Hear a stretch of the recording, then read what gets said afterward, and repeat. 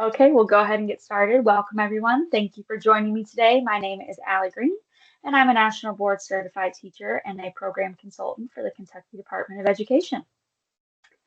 Just a little bit about me. I spent 10 years as a special educator before joining KDE.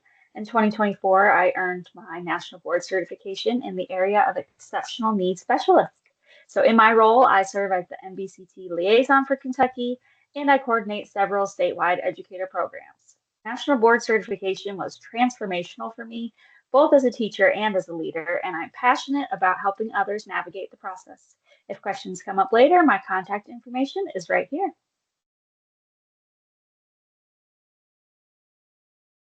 Today, we'll start with an overview of National Board Certification, what it is, and how the process works.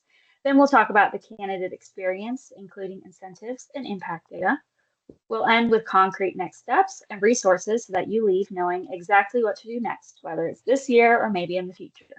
If you have questions as we go, please put them in the chat. If I don't see them while I'm presenting, I'll get to them at the end.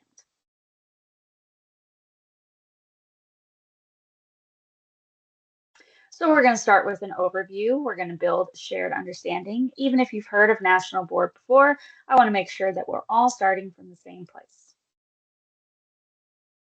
So what is National Board Certification? It is a voluntary 5-year certification that recognizes accomplished teaching practice. It's created by teachers for teachers. It's even scored by teachers. You can start at any point in your career, though you need 3 years of experience to certify. I always encourage educators to think of this as a professional learning that meets you exactly where you are now. So to be eligible, you need a bachelor's degree, a valid teaching or counseling license, or to be working in an area that doesn't require one, such as some of our CTE fields. You also need at least 3 years of experience. If you're unsure about eligibility, National Board has some great support resources, and I'm also happy to help you think through your situation.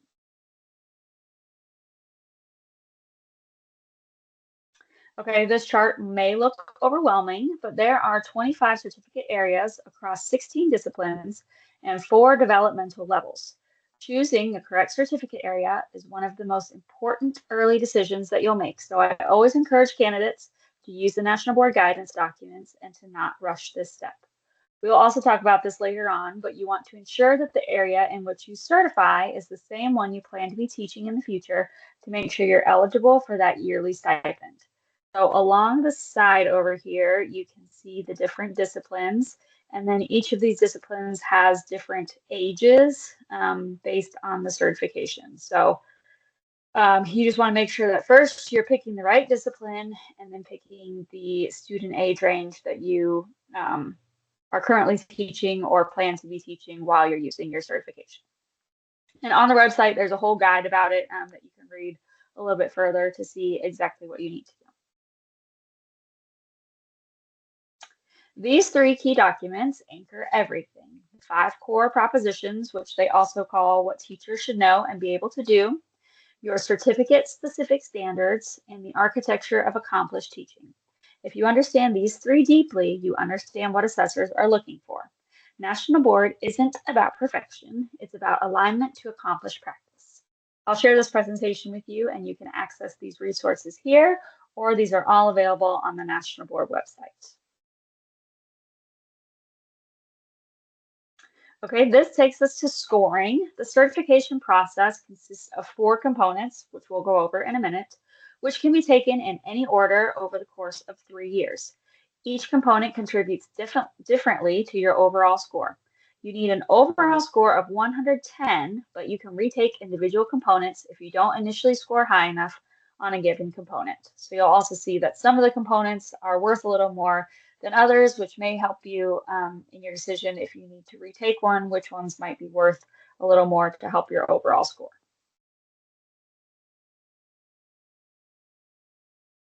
So to certify, you will complete 4 components over up to 5 years. Most candidates spread this work across 2 or 3 years, but one important reassurance is that you can retake individual components if needed, and that flexibility is built into the process intentionally.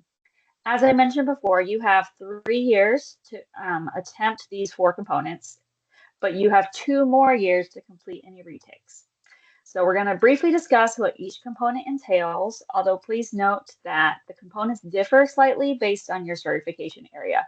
So while the overall umbrella is the same for each certificate, the specific things that you'll have to do will differ based on your certification area.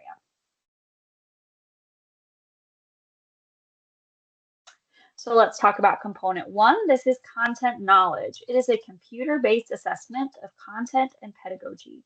You will schedule the test with the secure testing center in your area and take the test at their facility.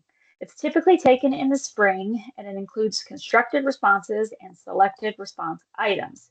It is a timed test. Accommodations are available, but they must be arranged ahead of time, so planning early for this will matter.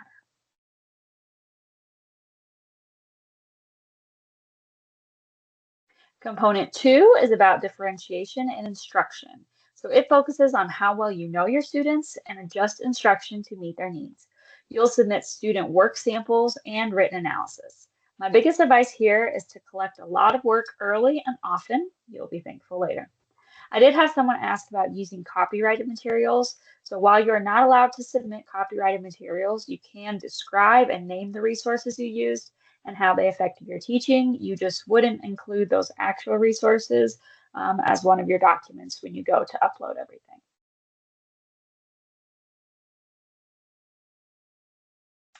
Component three is about teaching practice and the learning environment. So this is the video component, which can feel intimidating at first. It highlights student engagement and learning, but not the perfect lesson. Start recording early so the technology fades into the background and you have plenty of options to choose from. You will submit 2 videos for this component. You will also submit written commentary about your video lessons. And my advice for component 3 is to, like I said before, take a lot of videos. I remember when I did this in my classroom, the first few days, the students wanted to be silly for the camera. And while that doesn't knock your scores down, as a teacher, I just felt weird submitting those videos where it didn't seem like my students were as engaged as they could be. But by the third or fourth time that we had practiced this, they didn't care so much about the camera and they weren't turning around and dancing or making silly faces. So doing a few of these in advance can be really helpful for your students and to help you feel more comfortable in front of the camera. Component 4 is about being an effective and reflective practitioner. So component 4 looks beyond your classroom. It examines assessment use, collaboration, and professional learning. Something as simple as saving emails or notes from collaborative work can make this component much easier when it's time to submit. In my opinion, component 4 was the hardest because it's lengthy and it's made of multiple pieces. I would start looking at this component at the beginning of the school year to ensure that you have enough data and evidence to support your submission. Now, while you can do all 4 components in 1 year, I typically recommend spreading it out over 2 years, unless you feel like you have a lot of time to devote to writing. Most candidates will spend a few hours each week working on their components throughout the year, or maybe devoting like Sunday nights or a specific day of the week to do all their writing. If I were giving advice to someone just starting this process, I might recommend grouping components 1 and 4 together, just because for component 1, you're studying for the test and then taking the test, but there's not a lot of paperwork and a lot of things on the back end that you're putting together. While component 4, there are many components to component 4, lots of pieces you have to put together. It can sort of feel overwhelming. So I think 1 and 4 are pretty good to pair together to tackle in 1 year, and then doing 2 and 3 the next year, or switching up the order would be my advice to you. So maintenance of certification, your national board certification lasts for 5 years. Maintenance of certification allows you to continue reflecting on your practice and keep your credential active. The maintenance process is less strenuous. There's only one component compared to the initial certification, and it aligns closely with your day-to-day teaching work. You can also maintain your certificate even if you've moved out of the classroom. If you're in an instructional role or an administrative role, you can borrow a class for this component. It's kind of just showing that you're continuing to reflect and grow as an educator as you continue in the profession. You can also do your maintenance of certification year 4. You're eligible to do it for the first time. So if for any reason you didn't pass, you still have one more year to try maintenance before you would have to start the whole process all over again. Okay, and let's talk about certification cost. So the total cost for certification is $1,900. Each component is paid for separately, and you will pay an additional $75 registration fee for each year that you pursue certification. NBCT does provide an option for payment plan to spread those payments out over time, but unfortunately at this time there are no active grants or programs in Kentucky to help cover the costs, so it will be up to you to pay for your components. While this is a significant investment, later we're going to talk about the Kentucky incentives that will help to offset this cost. And here are some important dates for the 2026-2027 cycle. So these dates are critical. The ones I want to draw your attention to would be the registration window. So starting June 1st, you're able to start registering for this cycle. The withdrawal deadline, so you'll get a refund if you withdraw before this date. So even if you paid for a component and then along throughout the year you decide, wow, I really don't have time for this, or this isn't what I thought it would be, you can still get a refund before that date. The component submission window, and then the score release date. So you'll notice that you submit your components in the spring. You do this all on the computer. Then your components are scored over the summer by teachers, educators, and then your scores will be released to you in December. Missing deadlines can delay your plans by an entire year, so I recommend bookmarking the National Board calendar and building reminders into your personal calendar to make sure you're not losing any dates. Okay, now we're going to talk about the candidate experience, what it actually feels like, and the benefits to certification, not just what the process requires.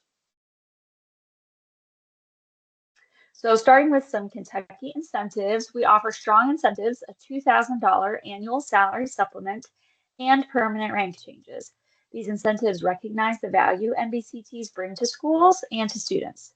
Even if you don't maintain the certification later, the rank change remains. It's also important to note that if you end up teaching in an area that's different from your national board certification, you will not be paid the annual salary supplement.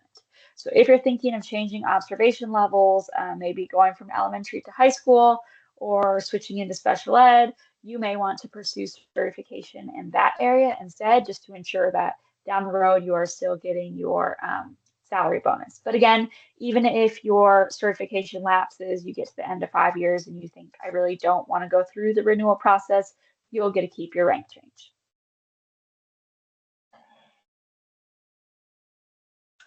So most NBCTs say that this is the best professional learning that they've ever done. Teachers report increased reflection, stronger instructional decision making, and higher job satisfaction. Many also find renewed purpose in their work.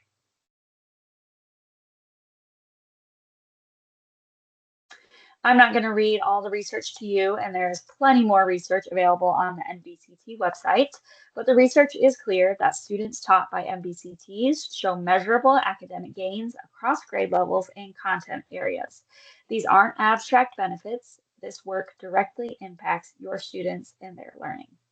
Also, as I've gone through the process myself, I also think it really impacts the way that you teach. It helps you kind of to analyze what you're doing, ways that you could improve yourself, and things that seem to be working well. This is early childhood learning benefits. Here's just some overall learning benefits.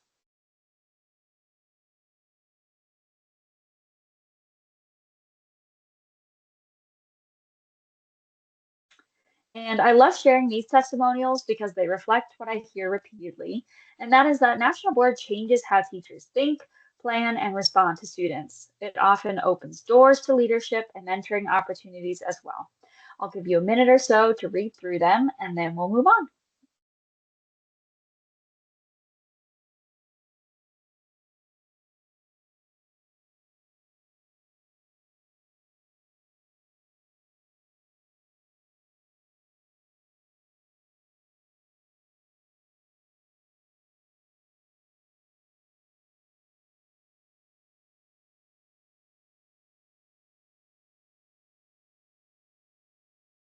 Okay, and our last section is going to be about getting started. So let's focus on action, what you can do next, even if you're not ready to commit today. So the Candidate Center, Planning Guide, and National Board website are essential tools. You don't need to figure this out alone. There's a roadmap available. Without having to create an account or pay anything, you can access the Candidate Center on the NBCT website. You can look at your certificate-specific instructions for each of your components and start thinking through how you would meet requirements and if it's something you could feasibly complete this coming year. So again, when you go to the website, you're able to say, I want to pursue in this area, and you can download the guides for all 4 components so that you know exactly what you're going to have to do, and you can do all of this before you pay any money. So it gives you a great idea of scheduling out your pacing for the year, making sure you have all the resources that you will need to submit.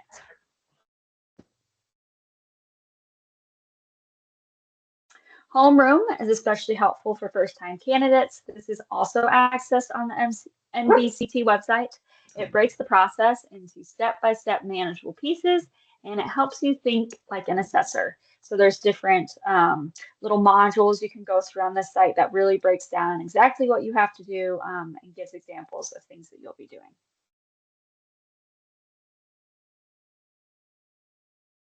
Another helpful tool is Atlas. Atlas gives you access to accomplished teaching and action. Watching these videos helps you develop the analytical eye the National Board assesses. And as a candidate, you have access to 25 free videos. So once you've created your account and you're on the NBCT website, you're able to go in and watch up to 25 videos of teachers that have submitted and have scored well. So you can just see kind of what to expect, get an idea of what the videos will look like. And then finally, I encourage you to check out the Kentucky NBCT Network. This network is an incredible support system. Whether you're looking for mentorship, leadership opportunities, or community, this is a worthwhile investment.